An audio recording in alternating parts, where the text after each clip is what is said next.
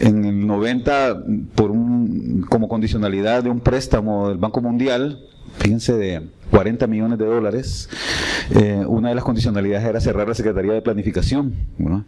Y esto evidentemente obedecía a un elemento ideológico que en aquel momento podía ser explicado con algún sentido, ¿no? El muro de Berlín había caído, había una preponderancia de la economía de mercado sobre todas las cosas,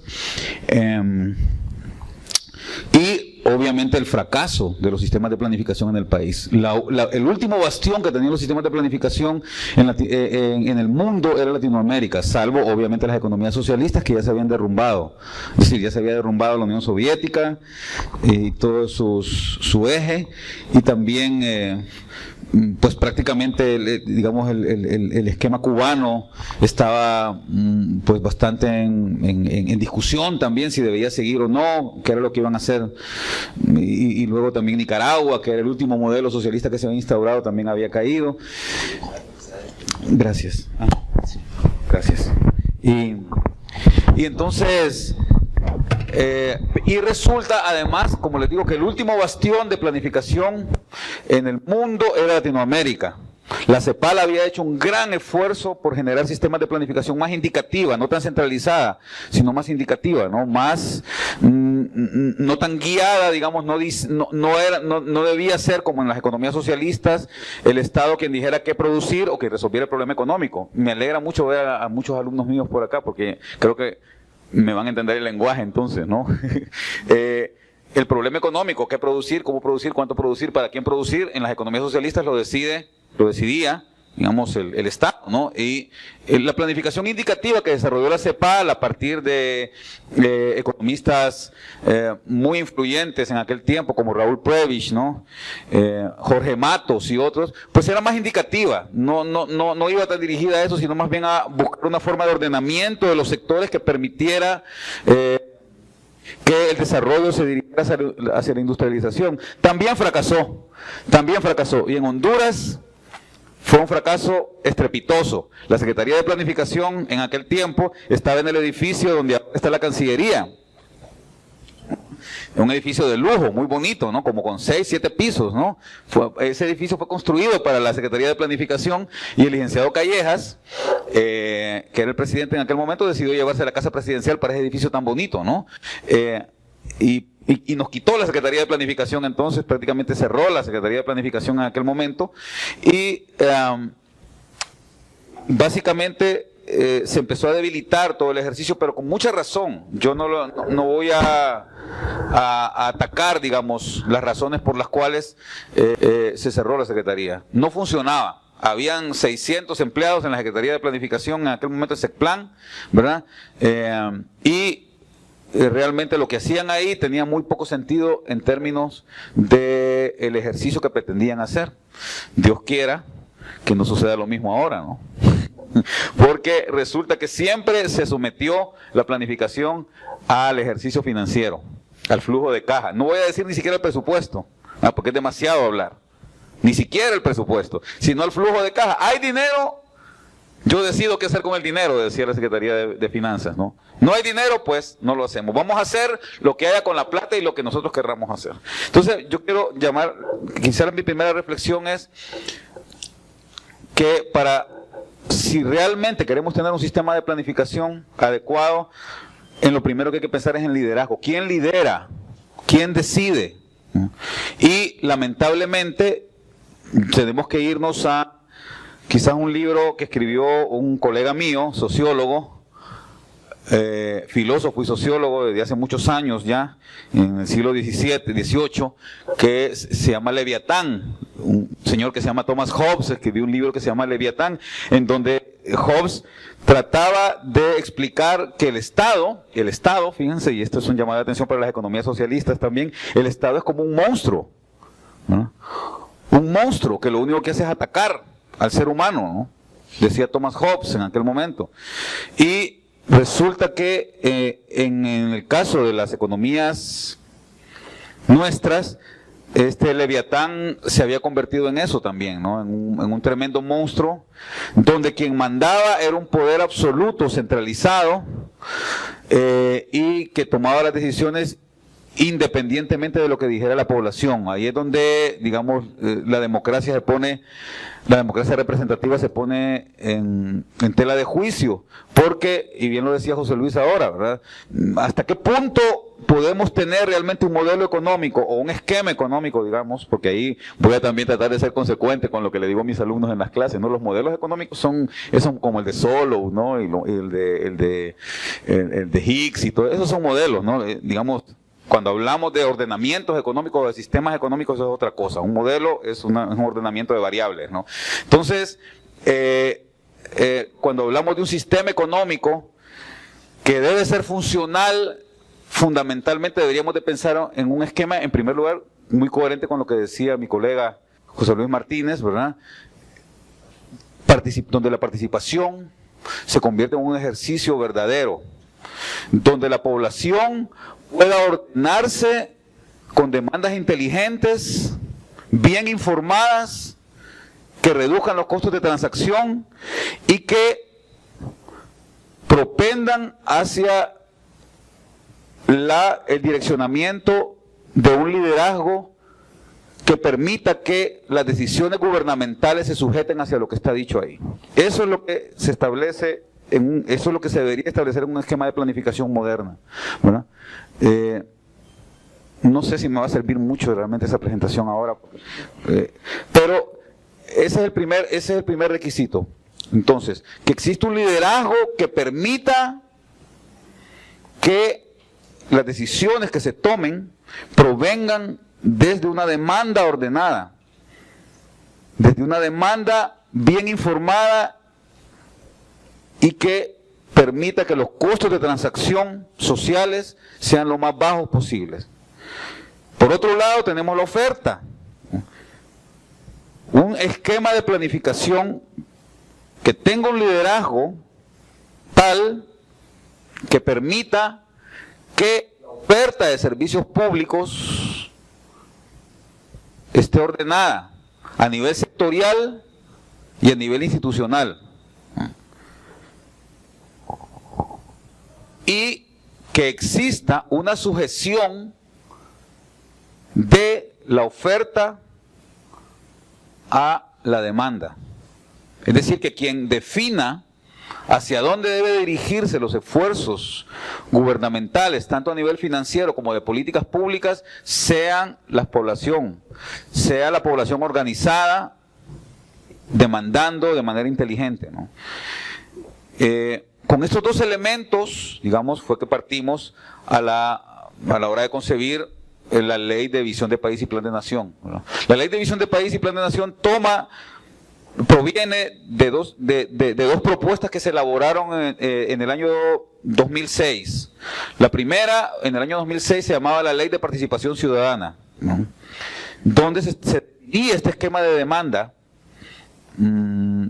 por parte de las poblaciones, donde se organiza a la población en los territorios para que pudiesen demandar de manera adecuada, ¿no? Y de manera ordenada. Y de un documento que elaboró el entonces ministro Víctor Mesa, en consenso con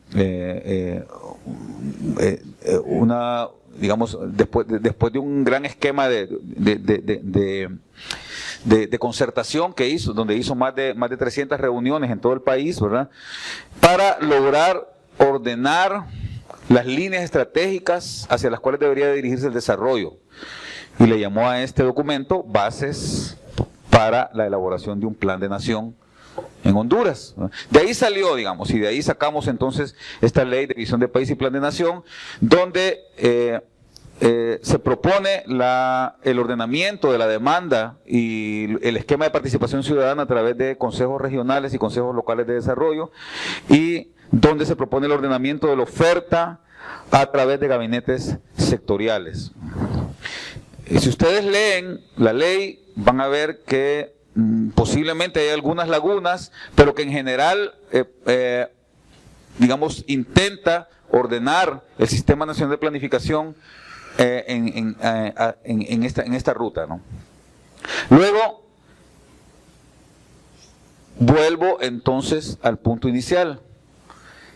¿Cuál es el problema de tener un sistema de planificación bien estructurado, bien ordenado, cualquiera que sea, ya sea centralizado, ya sea indicativa, si no se concibe un liderazgo que permita que este esquema se desarrolle de manera adecuada. ¿De qué sirve que la población se organice en consejos regionales, en consejos locales, y que empiece a demandar más o menos de manera ordenada, si no existe voluntad de la oferta para llevar a cabo este ordenamiento? Y si acaso la oferta se ordena,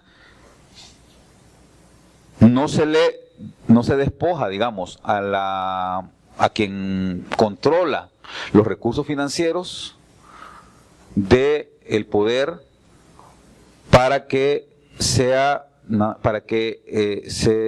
digamos, esta institución se subyugue o obedezca a los lineamientos que le son dictados desde la oferta y desde la demanda de recursos. Digamos, ahí es donde, si acaso quisiéramos avanzar en este proceso, con las correcciones debidas, deberíamos de concentrarnos. ¿Cómo lograr entonces que la oferta se sujete a la demanda y que la adquisición de recursos financieros y la provisión de recursos financieros se sujete a ambas, ¿no? A la oferta y a la demanda? Porque esa es quizás, digamos, la mayor limitación que existe en este momento. Primero, porque estamos en una situación de crisis económica, de crisis financiera, donde la consecución de recursos es cada vez más complicada, desde la base natural de la consecución de los recursos, que ¿cuál es? En el caso de las finanzas públicas, la principal fuente de recursos públicos es el sistema tributario.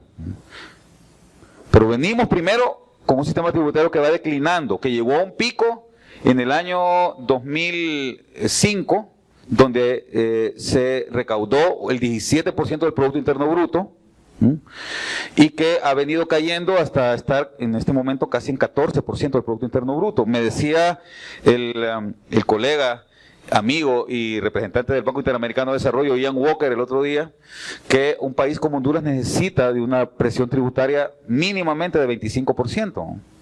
Yo no sé si Honduras necesita una presión tributaria, no estoy tan seguro de que necesite una presión tributaria tan alta. No sé si esto, habría que analizar realmente si esto le quitaría espacio al sector privado. Hay que pensarlo, ¿no? Pero yo no voy a decir si sí o no. Lo que sí voy a decir yo es que a pesar de ese 17 o de ese 14%, el gran problema es que cualquier esfuerzo gubernamental que se haga en el país no reside en ese 17% de la masa tributaria o de la presión tributaria. Fundamentalmente está en el apenas 5% del Producto Interno Bruto al cual equivale la cooperación internacional.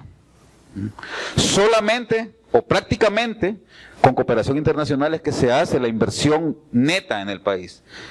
Cuando ya le sumamos, y ustedes mis queridos alumnos lo saben mejor que yo, el monto por desgaste de capital físico, se llama, así le dicen ahora los créditos del Banco Central, ¿verdad? ¿Cómo es que nosotros le llamábamos depreciación en aquel tiempo? Cuando ya le sumamos eso, ahí sí, ¿verdad? Para tapar hoyos en las carreteras. El Banco Central vigente, pero no los anteriores. Lo hice intencionalmente para que brincara Edwin y Hugo, pero Hugo se quedó quieto, ¿no? Una aceptación tácita de Hugo. Si ya sumamos la depreciación, ahí sí, imagínense, ese 14%, por ponerlo en el piso, sirve para tapar los hoyos de las carreteras, digamos. Se financia el fondo vial por ahí, se financian algunos otros elementos, construcción de escuelas y algunas otras, mejor dicho, reparación de escuelas y otras cosas que no financian los cooperantes. Pero es penoso que el elemento fundamental del crecimiento económico en Honduras esté determinado únicamente por lo que la cooperación internacional aporta y no por lo que se recauda a través de los tributos. Y un elemento que es crucial y que es fundamental, y hay que decirlo acá también, y que tiene mucho que ver con los problemas que se tienen a la hora de lograr una planificación adecuada, es que ya llevamos con este año, con el presupuesto de este año, con el presupuesto que elaboramos este año, para el 2014, ya llevamos 7 años seguidos de déficit primario en la cuenta financiera del gobierno central. 7 años, ¿verdad, Raf? O más. 7, ¿no? 7 años, desde el 2007 hasta el 2014, siempre los ingresos tributarios, o los ingresos totales, mejor dicho, del gobierno central, son inferiores a el gasto corriente. Lo que implica que hay que terminar de financiar el gasto corriente obteniendo deuda, ¿no? Deuda interna y deuda externa, porque aunque no crean, hay cooperantes que financian el gasto corriente también, a través de apoyo presupuestario, ¿verdad? Entonces, hacer un esfuerzo por cuadrar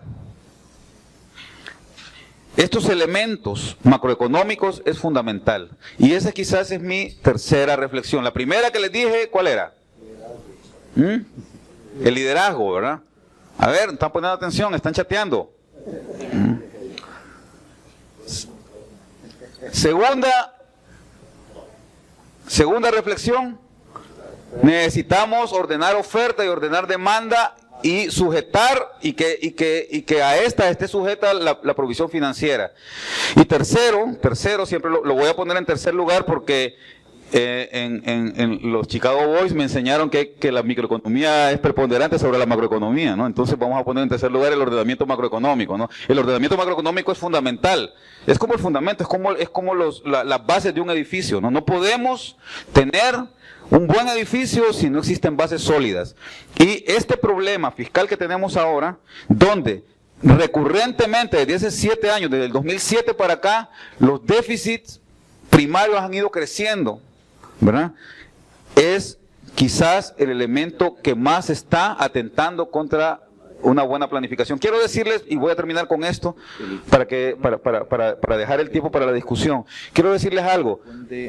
Hemos hecho desde la Secretaría de Planificación y muy conversado con la Secretaría de Finanzas, tengo que aceptar que, yo no sé si es porque yo le caía bien a William Chong-Won y ahora le caigo bien también a Wilfredo, pero siempre me he llevado muy bien con las autoridades de finanzas, entonces nos han abierto las puertas y han permitido que trabajemos en conjunto, planificación y presupuesto, ¿no? Y ha sido un ejercicio bonito, fíjense. Hemos logrado abrir el CIAFI, estamos diseñando, digamos, una nueva plataforma en el CIAFI para introducir, y lástima, ahí sí me haría falta el precio, para introducir lo que se llama todos los elementos del FP02, que es la planificación estratégica y sectorial, y conectar esos elementos con el FP03, que es el presupuesto, ¿verdad? El plan operativo anual, y luego conectar eso y dirigirlo hacia el presupuesto. Eso está bien bonito, el diseño está bien hecho, pero resulta que a la hora, y las instituciones se han comprometido en hacerlo. Nosotros tenemos un sistema de gestión por resultados, también que viene también del gobierno pasado, ¿verdad? Y trabajamos en base a metas y cumplimiento de metas, ¿no? Y hacemos un ranking de las 89, imagínense ustedes, 89 instituciones reciben presupuesto público, 21 ministerios y el resto son otras instituciones, ¿verdad?, que todas reciben algún billete del gobierno. Pues las 89 instituciones están alineadas a esto, algunas más que otras, y todas hacen su planificación en base a los lineamientos que nosotros damos. Nosotros hacemos una certificación antes de presentar el presupuesto y todo aparentemente está en orden. Todo está en orden. Todo el ego se arma de manera adecuada a la hora de presentar el presupuesto al Congreso Nacional, ¿no? Sin embargo, a la hora de llevar a cabo esto, y además, un asunto adicional, además, esa planificación operativa cada vez más va obedeciendo, cada vez más va obedeciendo a lo que se establece en en los consejos regionales de desarrollo. O sea que sí existe, digamos, también alguna coherencia entre lo que cada vez más, o sea, no es que hay total coherencia, ¿verdad? En el 2010 era muy poca, en el 2011 un poco más, en el 2012 más y en el 2013 bastante más. Falta todavía, pero hay que seguir caminando. Aprender a planificar es muy complicado, sobre todo cuando se tienen 190 años de vida en un país que nunca ha planificado, que no tenía ni siquiera una moneda. En 1950 todavía no había una moneda aquí en Honduras, la moneda las hacía el Banco Atlántida, ¿verdad? Y el Banco de Honduras, ¿no? Que no tenía institucionalidad todavía, que su institucionalidad se comenzó a construir a partir de 1950, ¿no? Entonces, en un país así, aprender a planificar es muy complicado, pero vamos aprendiendo, las instituciones van aprendiendo. Yo espero que el próximo gobierno retome lo que hemos ganado hasta ahora en términos de capacitación del capital humano en el sector público, para que no se pierda esto. Pero repito, no se va a lograr nada, y con esto concluyo, no se va a lograr nada, a pesar de lo bonito que está hecho el esquema, no se va a lograr nada si no convergemos en esos 3 puntos que acabo de mencionar. Un liderazgo que esté decidido a trabajar planificadamente, y no solo de discurso. No solamente decir, sí, tenemos el plan de nación, ¿verdad? Pero a la hora de la hora yo reparto mi discreción. 2, si logramos sujetar la oferta de recursos y bienes y políticas a la demanda. Y si logramos que a estas 2 cosas se sujete la planificación financiera. Y 3, si no tenemos, y ahí es donde lo veo complicado yo, no tenemos en el corto plazo la macroeconomía saneada. Si no tenemos tanto las variables fiscales como la parte monetaria bien equilibrada, va a ser bastante difícil. Esos son los grandes retos que tenemos ahora, ¿verdad? Y eso, y voy a terminar ahora sí expresando un poco el temor, el gran temor que yo tengo, y es el cansancio que la población puede expresar, porque ha habido mucha ilusión. Fíjense, yo personalmente, yo viajo por lo menos una vez a la semana a un consejo regional, y a mí me sorprende el entusiasmo que la gente tiene. A mí me da la impresión de que si fuera yo a quien me llamaran a ir a una reunión de consejo, o sea, si yo fuera el presidente de la Cámara de Comercio, o el presidente del patronato tal, o el de la Junta de Agua tal, y me hubieran nombrado en un consejo regional, yo no iría. ¿A qué voy a ir yo si ahí lo que yo digo el gobierno no lo hace, ¿verdad? Se supone que en teoría se debe hacer. La ley dice que se tiene que hacer, pero no lo hacen. Entonces, el cansancio que se puede experimentar en la gente que participa en esto puede ser quizás el peor enemigo de un esquema de planificación que está bien diseñado, a mi juicio, que puede tener todavía lagunas, como les digo, pero que puede mejorarse como cualquier cosa humana que se hace, pero que está en serio peligro de destruirse si no existen estos 3 elementos que mencioné ahora. Yo voy a dejarlo ahí, les agradezco mucho su atención.